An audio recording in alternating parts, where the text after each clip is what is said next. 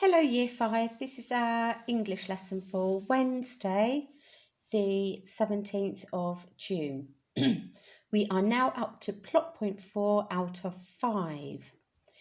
Okay, I'm just going to read this through. You have also got this in your PDF documents. Okay. 8 hours passed and Sarah began to worry. Where were Jack and Hope? Shaken with fear, she dialed 999, hoping for the best, but fearing the worst. A massive search was launched, but there was no sign. Jack and Hope had simply vanished. Sarah was distraught. Deep down, she worried if their disappearance had anything to do with the golden ticket. Days later, as the wind whipped up again, a woman in a black cloak knocked at the door. She told Sarah she had been sent to offer some compensation for her sad loss. Sarah was feeling desperate, so asked, "How much?" "Shall we say £100,000? Shocked, Sarah recalled the greedy sum she had wished for. Could it be true? Had her selfish wish actually been granted? Quickly she raced outside and rummaged desperately through the bin, trying to locate the discarded ticket. With a sickening dread, she smoothed out the crumpled ticket and gasped in horror. It was true. The second wish had been redeemed. Okay, now I'm going to dissect this plot point a little bit. You will probably be thinking this looks somewhat longer than the previous plot points, and it is, but please don't worry about it because I'm not expecting you to write the same amount for this plot point as what you've got here in front of you in the original, and I'll explain to those parts that I'm saying that you won't need to worry about as we come to them, okay? Essentially, as we can see, plot point 4, something has happened, hasn't it? The night before when the character scratched the ticket, nothing happened. Clearly it has done now. And there's a sense of worry, anxiety, perhaps nerves about what's going on, okay? And so we're going to be moving forward with this plot point to see if we can incorporate that sense of worry and anxiety and confusion about what's going on, okay? First though, before you actually go on to do any writing, I would like you please to have a go at, I hope this goes onto the right slide, yes, yay, to doing the vocabulary check for the words that have been in bold in this plot point, okay? Again, have a look at the online Collins Thesaurus. Don't go crazy with the number of synonyms or antonyms that you write down. It's just important to get a bit of a sense of idea in terms of what these words mean. So pause me here first and have a go at that task. Okay, let's have a look at the first couple of sentences. 8 hours passed and Sarah began to worry. Where were Jack and Hope? Shaken with fear, she dialed 999, hoping for the best, but fearing the worst. Now remember, this heart symbol here represents feelings, emotions. Just because it's a heart, though, doesn't mean to say that they are positive feelings. Quite clearly, the feelings and emotions now in the story are very much negative, aren't they? So you need to encompass that negativity into your story as well. Okay, so what would I like you to do with this plot point here? Okay, well, 8 hours passed and Sarah began to worry. Dash, where were Jack and Hope? I would like you to start off with a very similar sentence, starting with a time adverbial. That could be, for example, later on that afternoon, or several hours later, or whatever. You'll be able to think of something, okay? And I want you to tell the reader what your character is starting to go through. I want you to use a dash, and then I would like you to ask a question. Now, as far as I'm concerned, You can keep that question as it is. Obviously, change the names where appropriate, or you can have a different question, okay? Then, for your second sentence for this plot point, okay, again, I want you to give another emotion that your character is experiencing and what that character's doing or what that character did. For example, did they ring somebody? Did they go to the neighbours? What did that character do? Okay, in the original, she dialed 999. You don't have to do that. You can come up with your own idea there. Okay. Here is a quick reminder what I would like you to do then at this stage. Okay, pause now and have a go. Moving on to the next part of plot point 4. I find it quite difficult to say plot point sometimes, sorry. A massive search was launched, but there was no sign. Jack and Hope had simply vanished. Sarah was distraught. Deep down, she worried if their disappearance had anything to do with the golden ticket. So we've got 3 fairly straightforward sentences here, okay? Now I'd like you to follow these lines quite closely, focusing very much on, again, emotions and feelings of your character, okay? So here we've got an example of distraught, making sure that we're not repeating the same ideas as from our previous couple of, sorry, I've gone a bit croaky sentences, okay? This sentence here, you can keep it pretty similar, but try to play around with the wording a bit, okay?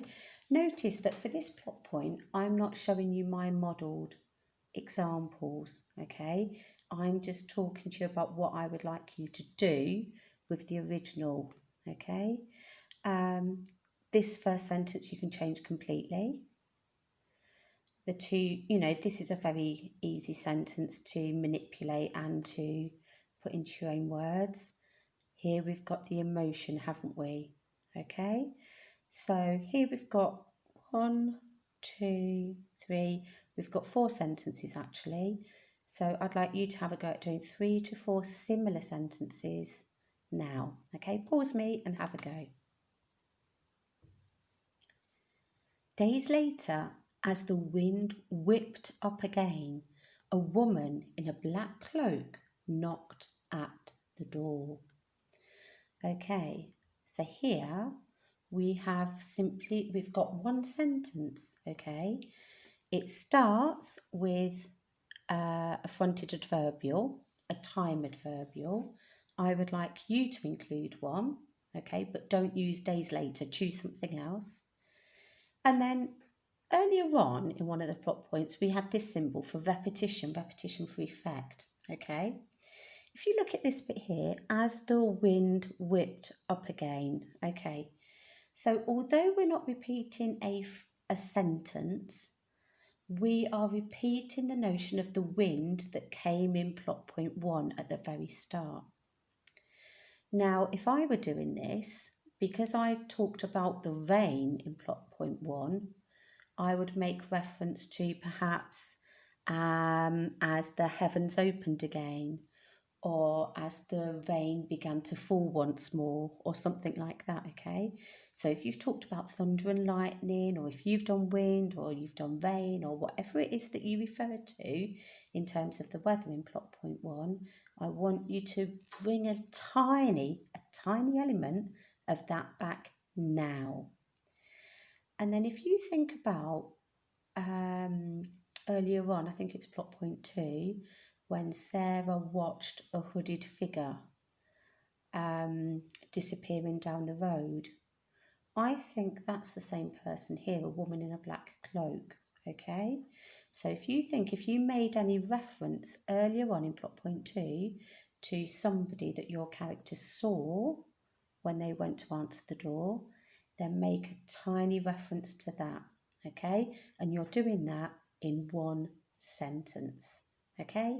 Pause now, off you go.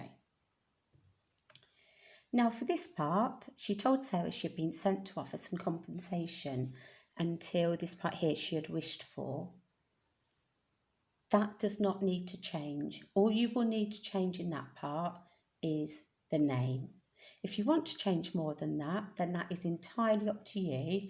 But I'm saying to you that you don't need to do that, okay? Because you've got some other things to focus on. So you can change the name. If you want to change any of those sentences, you can, but you only need to do the name there so that we can move swiftly on, okay?